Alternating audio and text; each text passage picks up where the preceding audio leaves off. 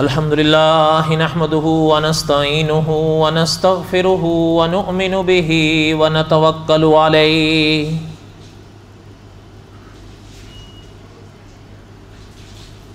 ونعوذ بالله من شرور أنفسنا ومن سيئات أعمالنا من يهده الله فلا مضل له ومن يضلله فلا هادي له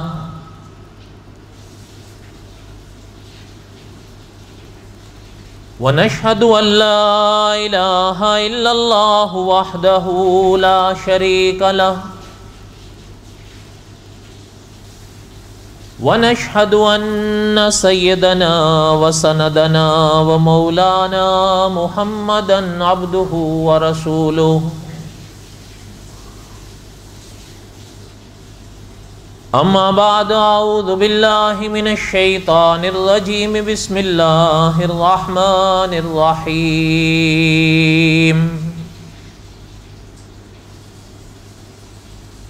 الف لام را تلك آیات الکتاب المبین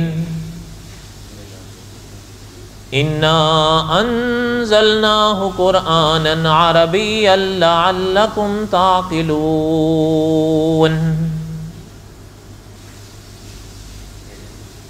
نحن نقص علیک احسن القصص بما اوحینا الیک هذا القرآن وَإِن كُنْتَ مِن قَبْلِهِ لَمِنَ الْغَافِلِينَ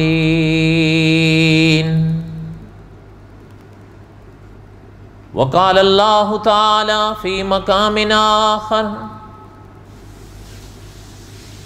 إن الله اصطفى آدم ونوحا وآل إبراهيم وآل عمران على العالمين ذرية بعضها من بعض والله سميع عليم وقال النبي صلى الله عليه وسلم من يرد الله به خيرا يفقهه في الدين وقال النبي صلى الله عليه وسلم انا آخر الانبیاء وانتم آخر الامم صدق اللہ العظیم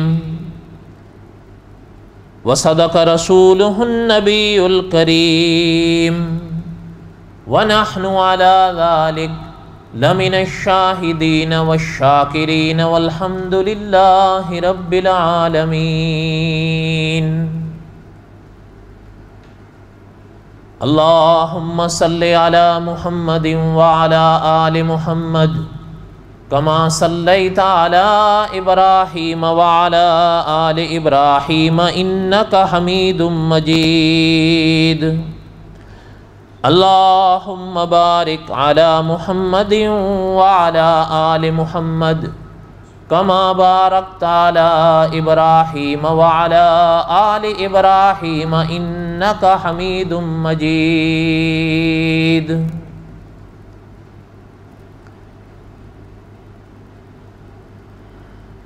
ہمہ قسم کی حمد و ثنا اللہ ذات لم یزل لا یزال کی پاک ذات کے لیے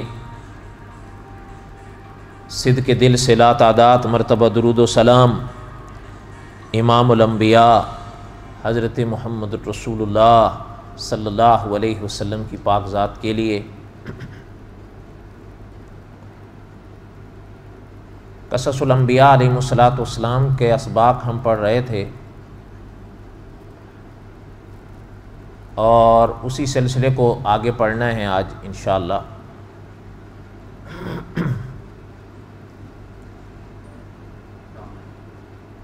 سبق یہ پڑھ رہے تھے کہ قرآن پاک میں حضرت موسیٰ علیہ السلام کے واقعات بیان ہوئے، احادیث طیبہ میں حضرت کے واقعات بیان ہوئے، علماء نے حضرت موسیٰ علیہ السلام کے واقعات کو لکھا۔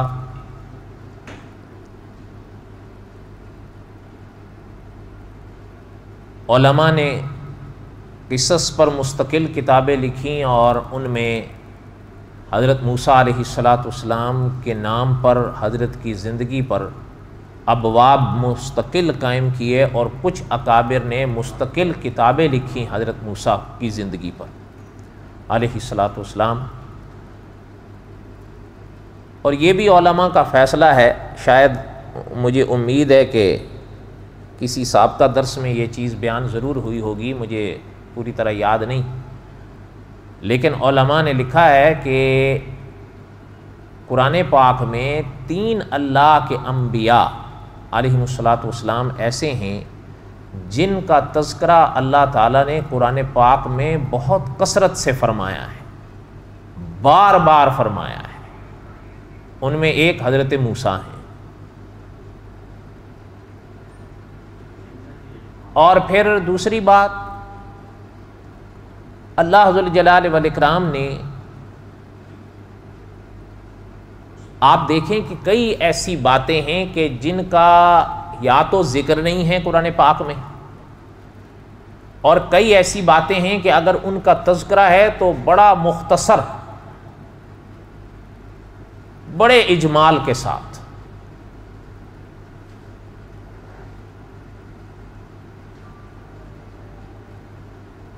لیکن حضرت موسیٰ علیہ السلام کے واقعات میں حضرت موسیٰ علیہ السلام کی تعلیمات سے ایک نیک دل انسان کو ہدایت نصیب ہوئی، اور اللہ ذو الجلال والاکرام نے واضح فرمایا کہ من آل فرعون تھے وہ۔ اب آپ اگر غور فرمائیں، ہم جو ہے وہ کہیں اختصار کہیں تفصیل کے ساتھ ان کی تقریر پڑھ رہے ہیں، قرآن پاک میں ان کی تقریر کو اللہ ذو الجلال والاکرام نے کتنی تفصیل کے ساتھ بیان فرمایا ہے، حتیٰ کہ علماء نے لکھا ہے یہ جو سورت مومن ہے اس کو سورت مومن کہتے ہی ان کی نسبت سے۔ اب جب بھی قرآن پڑھا جائے گا ان کی تقریر پڑھی جائے گی، جب بھی قرآن سیکھا جائے گا ان کی تقریر سیکھی جائے گی، اور جب بھی قرآن دہرایا جائے گا ان کی تقریر دہرائی جائے گی۔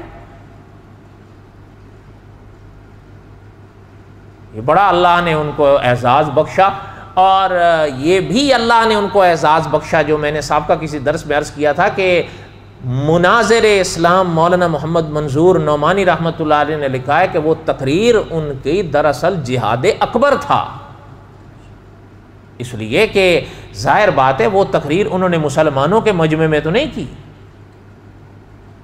وہ تقریر تو انہوں نے فرعون کے دربار میں کی ہے، اور یہ بھی نہیں کہ اس کی غیر موجودگی میں، بلکہ وہ سامنے موجود تھا، اور پھر فرعونیوں کے بیچ میں کھڑے ہو کے انہوں نے وہ تقریر کی ہے۔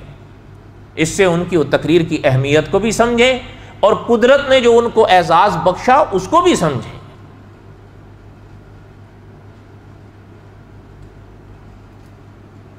تو بہرحال میں عرض یہ کر رہا تھا کہ اللہ ذو الجلال والاکرام نے قرآن پاک میں اپنے اس نیک بندے کی تقریر کو بیان فرمایا، اور مولانا عبد الرحمن صاحب رحمۃ اللہ علیہ نے اپنی کتاب ہدایت کے چراغ میں مستقل عنوان قائم کر کے ان کی تقریر کو لکھا ہے، اور وہی ہم پڑھ رہے ہیں۔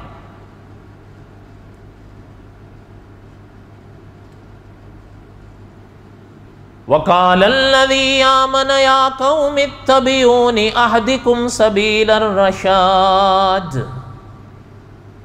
انہوں نے فرمایا تھا ہے میری قوم میری بات مانو، میری بات سنو، میں تمہیں صحیح راستہ دکھاؤں گا جو صحیح راستہ ہے۔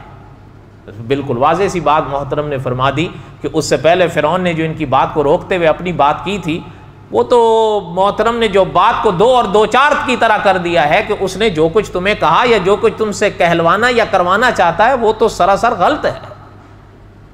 اور یہ تو مانی ہوئی بات ہے غلط بات یا غلط حرکت کا نتیجہ غلطی ہوتا ہے.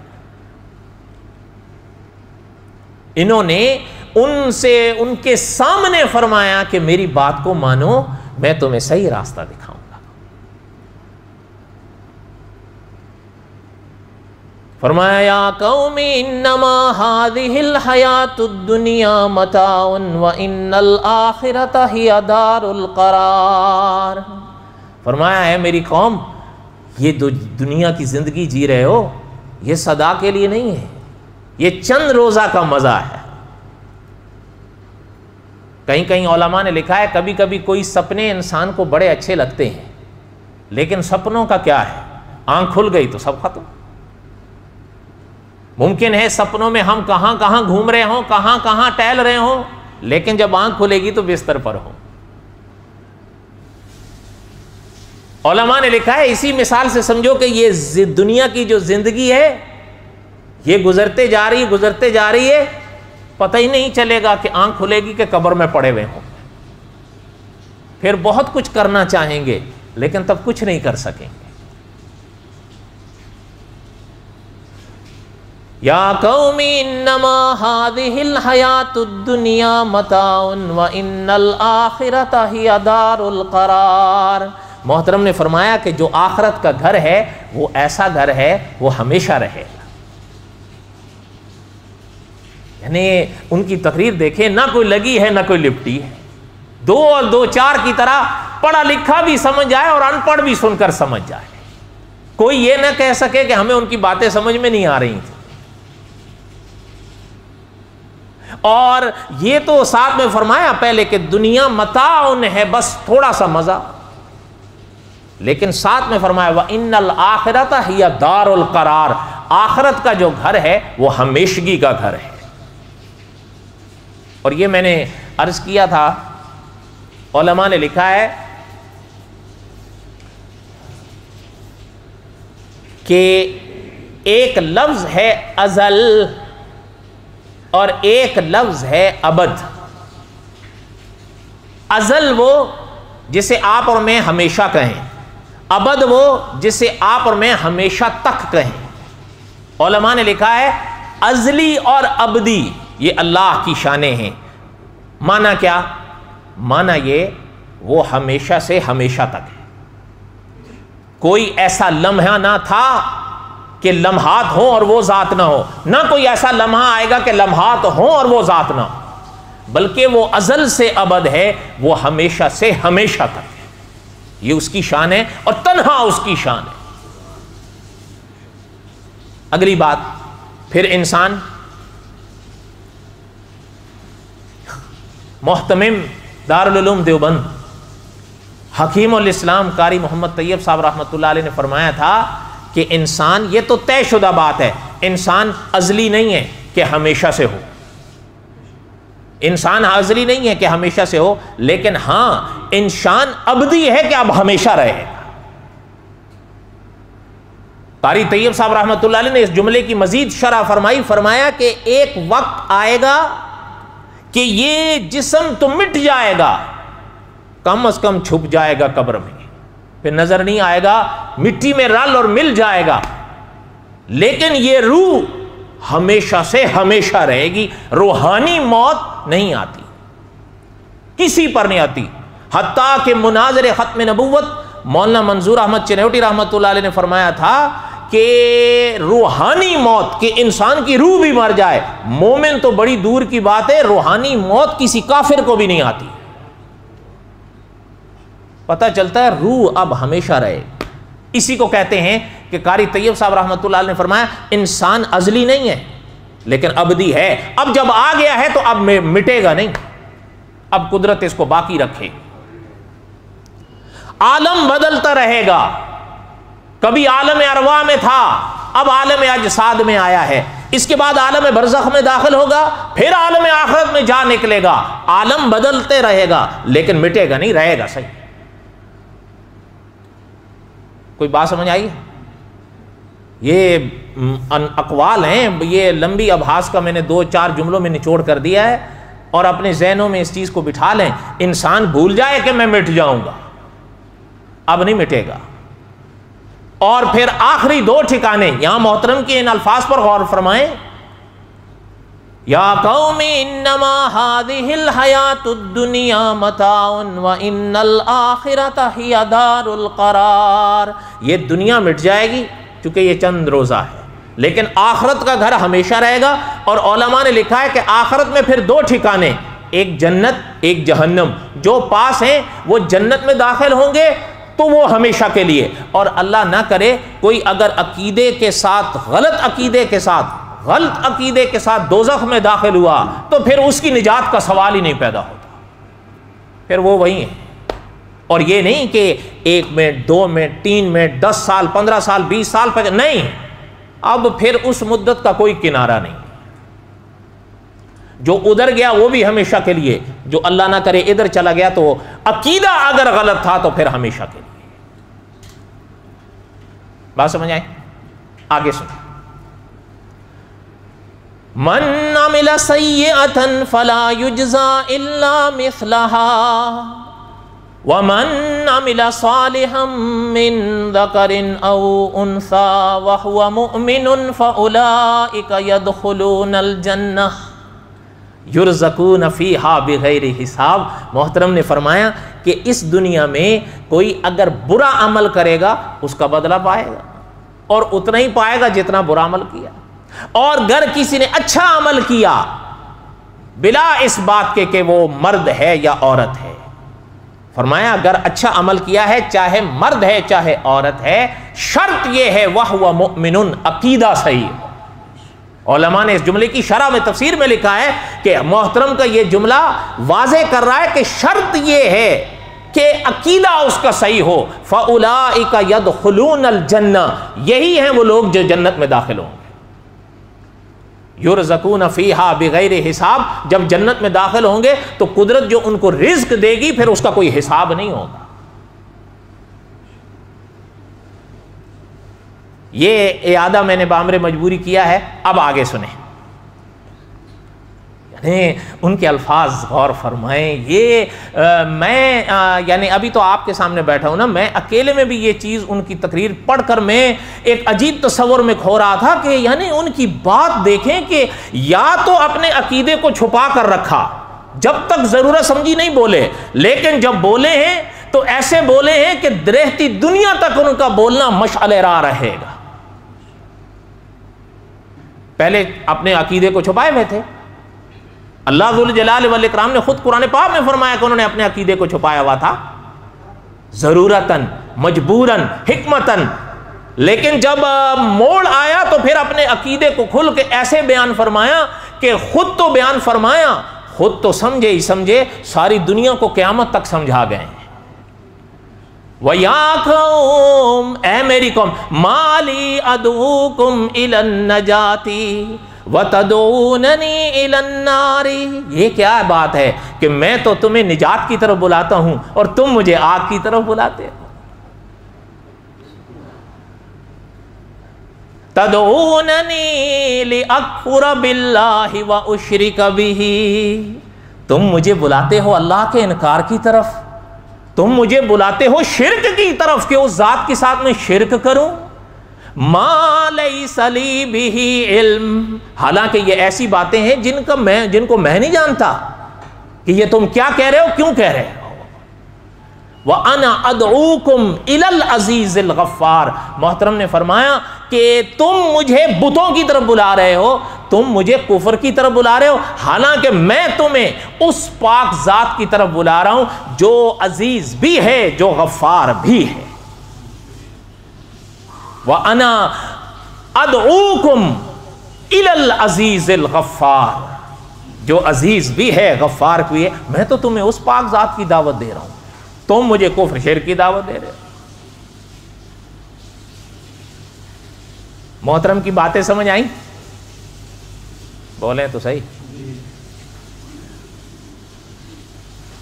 تدعوننی لیکفر باللہ واشرک بہ ما لیس لی بہ علم وانا ادعوکم الی العزیز الغفار. انہوں نے فرمایا تم مجھے کہاں بلا رہے ہو اور ہم تمہیں کہاں بلا رہے ہیں. اللہ تعالیٰ ان کی قبر پہ کروڑوں رحمتیں نازل فرمائیں جہاں بھی ہو. ان کی یہ جملے رہتی دنیا تک یاد رہیں گے. میں نے ابتدا میں کہا نا کہ اللہ کی شان ہے, اللہ نے اپنے پاک کلام میں ان کی باتوں کو بیان فرما کر اب قیامت تک محفوظ کر دیا ہے. اور مولانا عبد الرحمن صاحب رحمۃ اللہ علیہ نے اپنی کتاب میں لکھا ہے کہ یہ ایسا کردار گزرا ہے حضرت موسیٰ کی امت میں کہ جس پاک کردار کو بنی اسرائیل خود بھول گئے, لیکن قرآن نے ان کو یاد رکھا. قرآن پاک نے ان کے ایک ایک جملے کو بیان فرمایا. اچھا آپ تھوڑی سی تفسیر بھی سن لیں. یہاں تک باتیں سمجھ میں آئی ہیں, کوئی مشکل تو نہیں. اب آگے آپ اس کی تفسیر سنیں.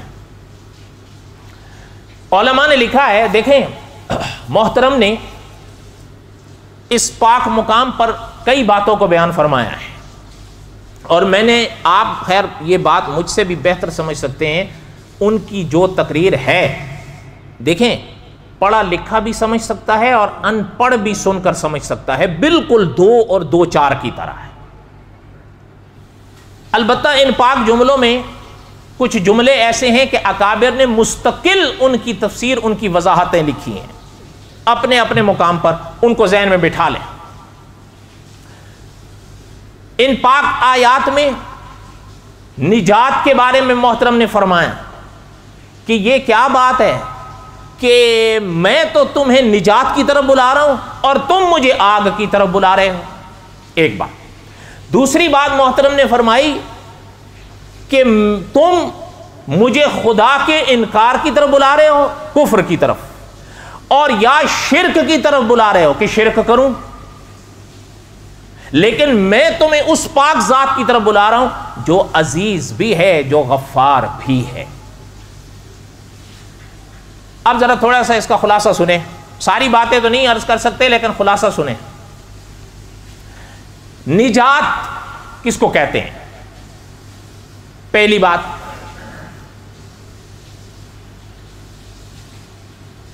دوسری چیز,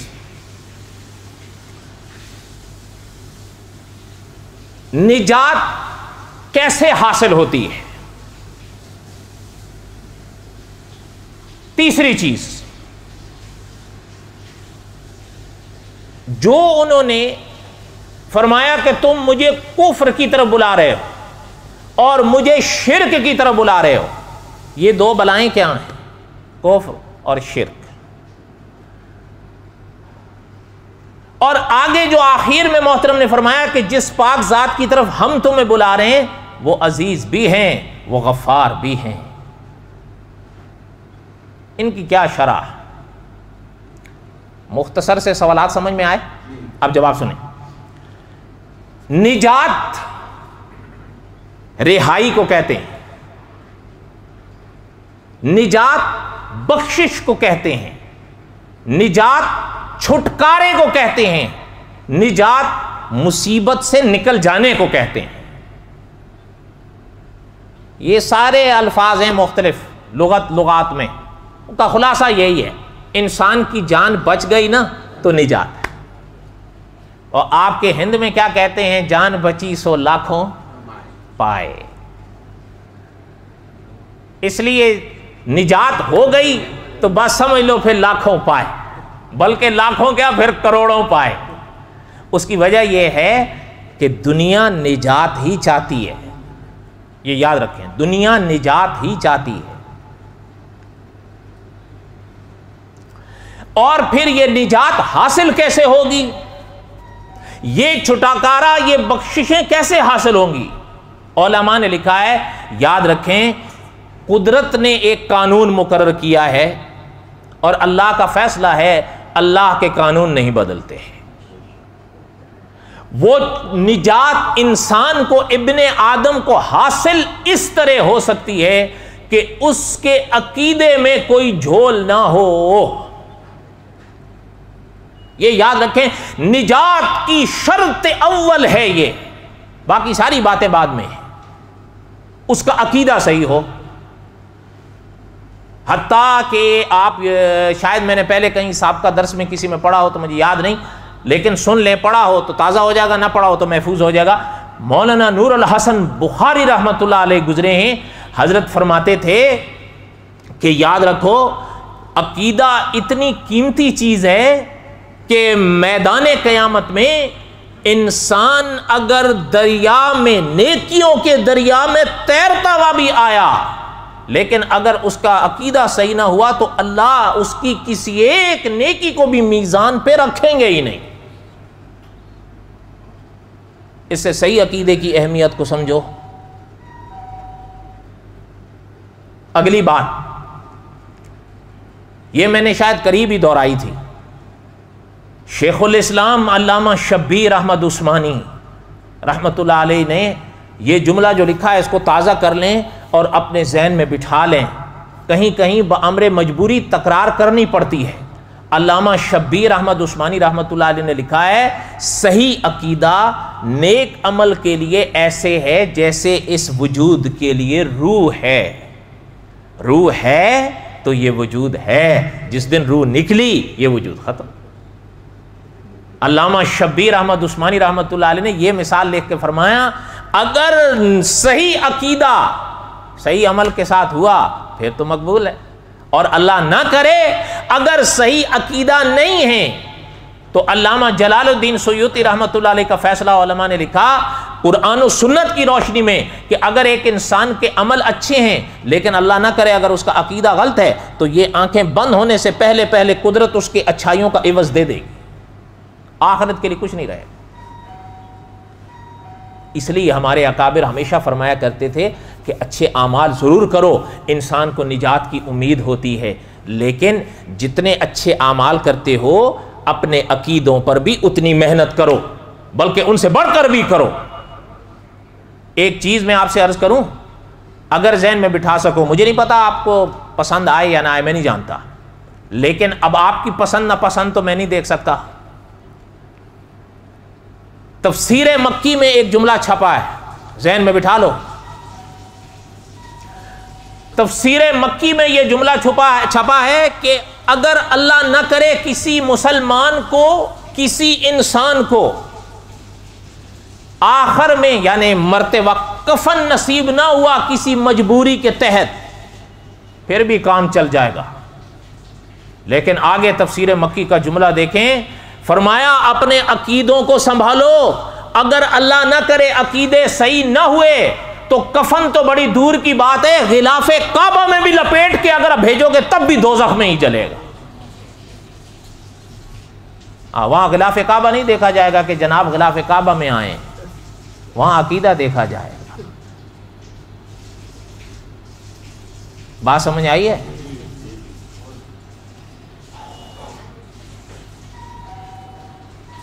ہمارے اکابر ویسے نہیں ان چیزوں پر اتنی محنت کرتے تھے، اس لیے کہ وہ یہ راز خوب سمجھتے تھے۔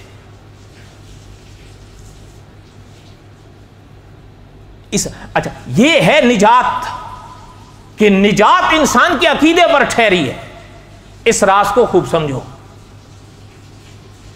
دنیاوی لحاظ سے دیکھیں ہر انسان محنت کرتا ہے، کوئی زیادہ کرتا ہے، کوئی تھوڑی کرتا ہے، کوئی زیادہ کامیاب ہوتا ہے، کوئی کم کامیاب ہوتا ہے، لیکن زندگی 60 سال 80 سال 100 سال آخر گزر جانی ہے، وہ گزر جائے گی، اس زندگی کے لیے آپ محنت کریں۔ قرآن پاک کہیں منع نہیں کرتا، دین اسلام کہیں منع نہیں کرتا، بلکہ دین اسلام تو کہتا ہے ربنا آتنا فی الدنیا وفی الآخرۃ۔ البتہ علماء فرماتے ہیں کہ دنیا کے لیے اتنی اور ویسے محنت کرو جتنا اور جیسے یہاں رہنا ہے، آخرت کے لیے اتنی اور ویسے محنت کرو جتنا وہاں اور ویسے رہنا ہے۔ سمجھ آئی؟ اس لیے میں یہ لمبی ابحاث کا میں نے خلاصہ کیا ہے، بس یہ یہاں پر جتنا بھی آپ پڑھتے جائیں گے یہاں تان ٹوٹے گی کہ انسان کی نجات۔ محترم نے جو فرمایا نا کہ یہ کیا بات ہے، میں تمہیں نجات کی طرف بلا رہا ہوں، تم مجھے آگ کی طرف بلا رہے ہو۔ نجات یہ ہے کہ انسان کا عقیدہ صحیح ہو۔ اچھا ایک بات مجھے چلتے چلتے یاد آئی، وہ بھی سن لیں، میرے ذہن میں تھی بھی نہیں۔ استاذ العلماء علامہ خالد محمود صاحب رحمۃ اللہ علیہ نے ایک کتاب لکھی سید عطا اللہ شاہ بخاری رحمۃ اللہ علیہ کے فرمان پر خطیب اسلام مولانا محمد علی جلیندری رحمۃ اللہ علیہ کی فرمائش پر عقیدۃ الامت، بڑی لاجواب عقیدہ ختم نبوت پہ بڑی شاندار جاندار بڑے ایک عجب کتاب ہے، جنہوں نے پڑھی ہے وہ جانتے ہیں۔ اس میں ایک سوال اٹھایا علامہ خالد محمود صاحب نے۔ اس سے پہلے میں آپ سے ایک بات پوچھتا ہوں چھوٹی سی، وہ آپ سمجھیں گے تو اگلا حضرت کا جملہ سمجھیں گے، اس لیے کہ حضرت تو علم کی شاہین تھے نا، ان کے علم کی پرواز ہی اتنی تھی، وہاں تک پہنچنا بھی مسئلہ ہوتا ہے۔ آپ سے ایک چھوٹا سا سوال کرتا ہوں، دھیان میری طرف دیں، یہ ہلنا جلنا یہ تھوڑا سا اگر یہ آپ سمیٹ لیں تو بڑی مہربانی ہوگی، آپ کو بھی بات سمجھ نہیں آئے گی اور میں بھی نہیں سمجھا پاؤں گا۔ ایک لفظ ہے تاثیر، کس کو کہتے ہیں؟ بالکل اثر، سمجھ آگے؟ اچھا اب سنیں،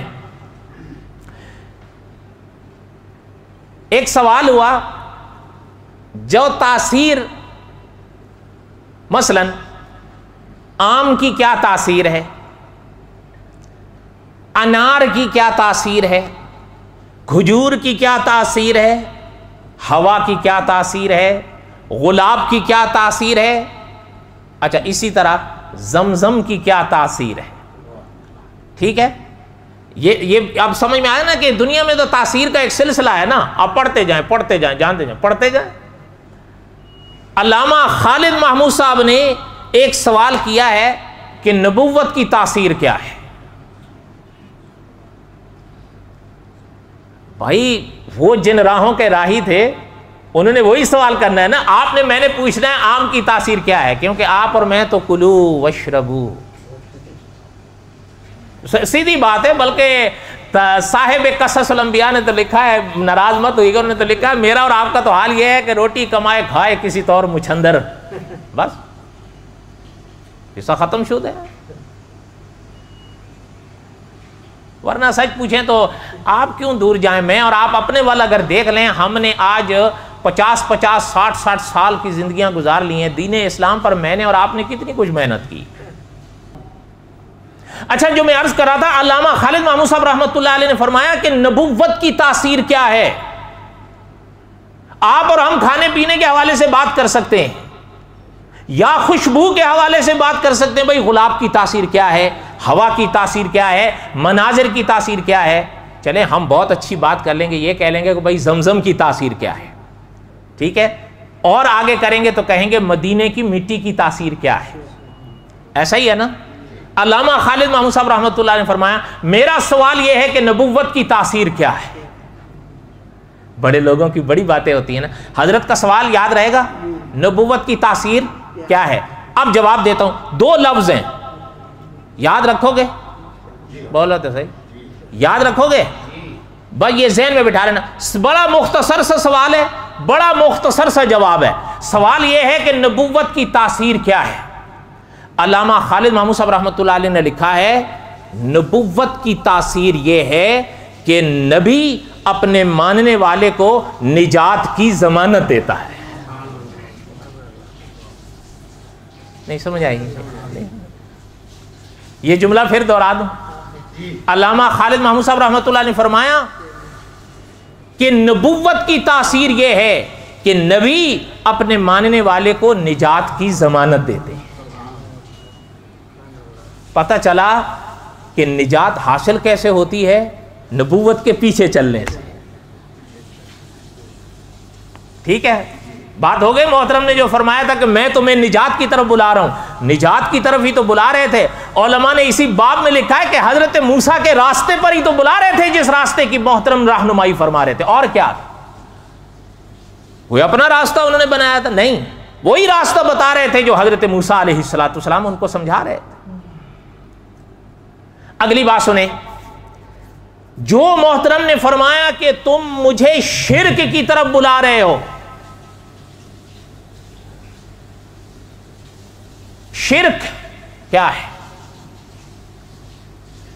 دیکھیں یہ آپ مجھ سے بہتر سمجھتے ہیں اللہ تعالیٰ کی پاک ذات کے ساتھ، اللہ تعالیٰ کی پاک صفات کے ساتھ ہم اللہ کے سوا، بس یہ جملہ یاد رکھنے، اللہ کے سوا کسی کو بھی شامل کر لیں گے، شرک ہے۔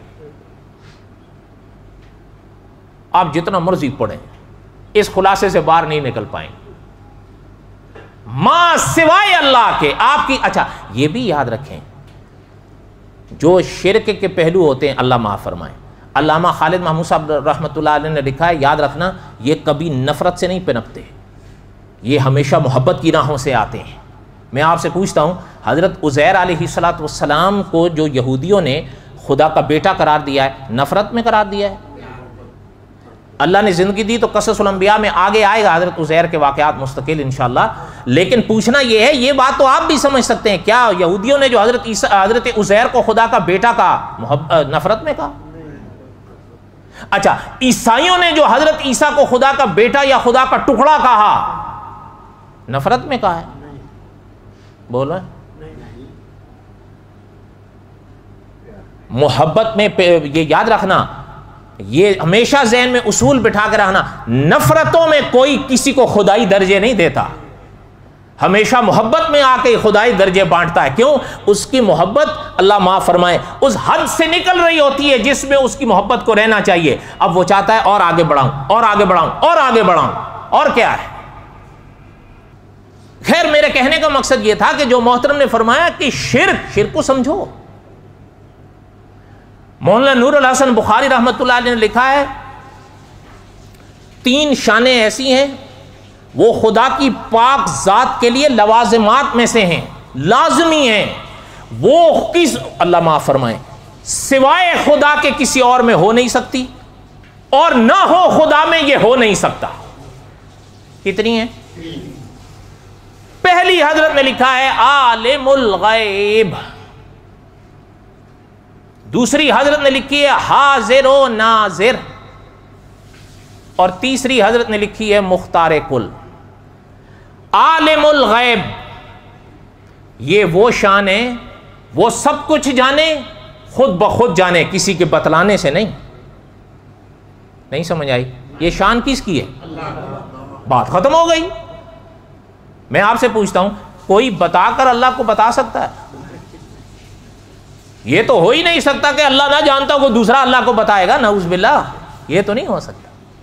دوسری بات، حاضر و ناظر وہ شان ہے، وہ ہر لمحے، ہر گھڑی، ہر جگہ وہ موجود ہے، کما یلیق بشانہ، حتیٰ کہ آثار الاحسان میں حدیث شریف میں لکھا گیا کہ اگر آپ ایک رسی ڈالیں اور وہ رسی زمین کی آخری تہ تک پہنچے، خدا کی ذات وہاں بھی ہے، اور یہ اللہ ہی کی شان ہے۔ کتنی ہوئی؟ اور تیسری سنو، مختار کل۔ مختار کل کس کو کہتے ہیں؟ علماء نے لکھا ہے، یاد رکھنا، مختار کل اس اختیار والی ذات کو کہتے ہیں جو جب چاہے، جہاں چاہے، جیسے چاہے، جو چاہے، جتنا چاہے، جس سے چاہے، جہاں چاہے کر دے، یہ ہے مختار کل۔ آپ بتاؤ یہ شان کس کی ہے؟ اچھا اب میں جب اس عقیدے پر آؤں گا، اب ناراض نہیں ہونا، میری بات کو سننا، کہ ہو سکتا ہے کوئی اختلاف کرے، اتفاق کرے، لیکن میری اس بات کو سننا۔ اب اگر میں نے یہ کہا کہ اللہ کے سوا اور بھی عالم الغیب ہیں، آپ بتاؤ، یا اچھا یہ چیز بھی یاد رکھیں، بعض علماء عالم الغیب اور حاضر ناظر کو اکٹھا رکھتے ہیں، وہ انہوں نے ایک ہی باب میں دونوں ہی رکھی ہیں۔ کیوں؟ وہ کہتے ہیں جس کو حاضر و ناظر مان لیا تو عالم الغیب تو خود مان لیا، اور جس کو عالم الغیب مان لیا تو حاضر ناظر خود مان لیا، یہ تو لازم اور ملزوم ہے، ایک کے اقرار سے دوسرے کا اقرار خود بخود لازم ہو جائے گا۔ اچھا اب یہ آپ دیکھیں، میں نے جب دوسروں کے لیے اس چیز کا اقرار کر لیا نا، اور میں نے یہ کہا کہ وہ بھی اللہ بھی عالم الغیب، وہ بھی عالم الغیب، اللہ بھی حاضر و ناظر، وہ بھی حاضر و ناظر، اللہ بھی مختار کل، وہ بھی مختار کل۔ اب پیچھے اچھا ایک چیز اور بھی سمجھیں، امام اہل سنت مولانا سرفراز صاحب رحمت، یہ آپ کے ملک میں، یعنی میں نہیں کہتا میری کیا اوقات ہے، علماء کا فیصلہ یہ ہے کہ 14ویں صدی میں اتنا بڑا شیخ الحدیث پوری دنیا میں نظر نہیں آیا، آپ کے ملک میں رہے، فوت ہو گئے۔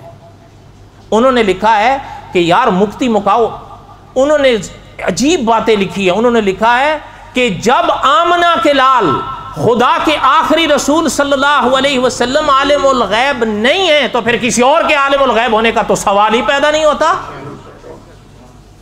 اوروں کے لیے تو پھر بات ہی ختم ہو جاتی ہے. اگر حضور حاضر و ناظر نہیں ہے تو پھر کسی اور کے لیے تو سوال ہی نہیں پیدا ہوتا. اگر حضور مختار کل نہیں ہے تو کسی اور کے لیے تو سوال ہی نہیں پیدا ہوتا. اچھا علامہ یہ تو لمبی باتیں ہیں. اب ایک چیز میں آپ سے پوچھتا ہوں, تفسیر مکی میں چھپا ہے, اس جملے کو ذہن میں بٹھانا, جو انسان کسی کو پکارتا ہے, وہ والے رام کو پکارتے ہیں, یہ والے بدھ کو پکار لیں گے, وہ والے حضرت عیسیٰ کو بلاتے ہیں. اچھا میں آپ سے پوچھتا ہوں, ان کا نظریہ کیا ہوتا ہے کہ ہماری پکار کو یہ حضرات سن رہے ہیں یا نہیں؟ سوچ کے بتاؤ پہلے. اگر ان کا یہ عقیدہ ہو کہ وہ ہماری پکار سن ہی نہیں پا رہے, پکاریں گے کیوں؟ تو اب عالم الغیب والا عقیدہ نہ آ گیا. وہ یہی اس لیے تو پہلے تو مانتے ہیں کہ وہ ہماری یہاں کی پکاریں وہاں بھی بیٹھے سن رہے ہیں, تبھی تو پکارتے ہیں. اچھا پھر دوسری چیز, اگر ان کا یہ عقیدہ ہو کہ جو ہم ان کو پکار رہے ہیں اور جو ان سے ہم مانگ رہے ہیں وہ ہمارا کچھ بھی نہیں کر سکتے, پکاریں گے؟ وہ پہلے یہ عقیدہ اپناتے ہیں کہ ہم بلا رہے ہیں اس لیے بلا رہے ہیں کہ وہ ہماری بگڑی بنا سکتے ہیں, تبھی تو بلا رہے ہیں. نہیں سمجھ آئے؟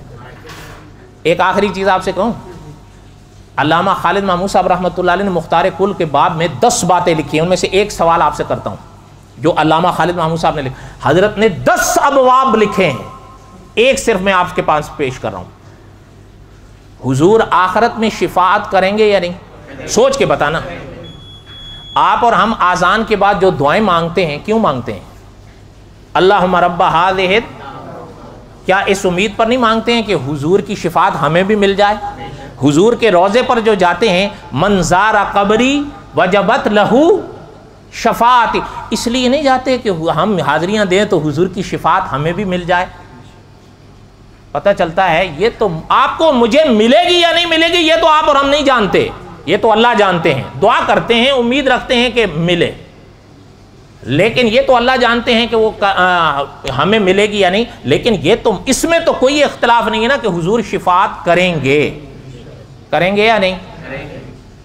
اچھا حضور کی ایک شفاعت ایسی ہوگی وہ پورے عالم کے لیے ہوگی, اس میں یہ بھی ہوں گے. اچھا میں آپ سے, علامہ خالد محمود صاحب رحمۃ اللہ علیہ نے پوچھا ہے ایک سوال کہ جب حضور شفاعت کریں گے تو مختار کل کا عقیدہ قائم رہ سکے گا؟ نہیں سمجھ آئی؟ اگر مختار کل ہے تو پھر شفاعت کیا مانا؟ بالکل خود ہی چھوڑ دیں. اس لیے کہ مختار کل تو وہ ہے جو ہر وقت جو چاہے, جہاں چاہے, جیسا چاہے, جتنا چاہے, جس سے چاہے کر دے. لیکن حضور تو شفاعت کریں گے, اللہ چاہیں گے تو ہوگا نا. تو پھر مختار کل یہ یا وہ؟ ایک مولوی صاحب نے مجھے کہا کہ نہیں وہ تمہاری بات تو ٹھیک ہے, وہ یہی ہوتا ہے. میں مزاح نہیں کروں, یہی ہوتا ہے. اس نے کہا بات تمہاری ٹھیک ہے, اصل میں ہم شرک سے بچ جاتے ہیں. میں نے کہا وہ کیسے؟ کہتا ہم اللہ کو جو عالم الغیب, حاضر ناظر اور مختار کل مانتے ہیں وہ ذاتی طور پر مانتے ہیں. حضور کو جو مانتے ہیں عطائی طور پر مانتے ہیں تاکہ شرک سے بچ جائیں. انا للہ و انا الیہ راجعون. علامہ خالد محمود صاحب نے لکھا ہے ایسے غلط کار خطیبوں نے یہ عطائی کی ایسی چادر عوام کے ہاتھوں میں تھمائی ہے کہ ڈھونڈتے ڈھونڈتے اس کمبخت چادر کا سرا نظر نہیں آتا. اور سچ پوچھو اس میں آپ اور میں بھی ہیں. ناراض نہیں ہوتا, میں کوئی بات جذبات میں آ کے نہیں کہہ رہا, لیکن یہ سچ ہے. اس میں میں اور آپ بھی ہیں. کیوں؟ ہم ہر کام کرنے میں ماہر ہیں, کامیاب بھی ہیں. عقیدوں عملوں میں ہم سارے زیرو ہیں. غلط کہہ رہا ہوں؟ ناراض تو نہیں ہو؟ میری باتیں تو ہوتی ہیں سیدھی ایسی. اب اللہ نے چاہا تو باقی آئندہ. وما علینا الا البلاغ المبین.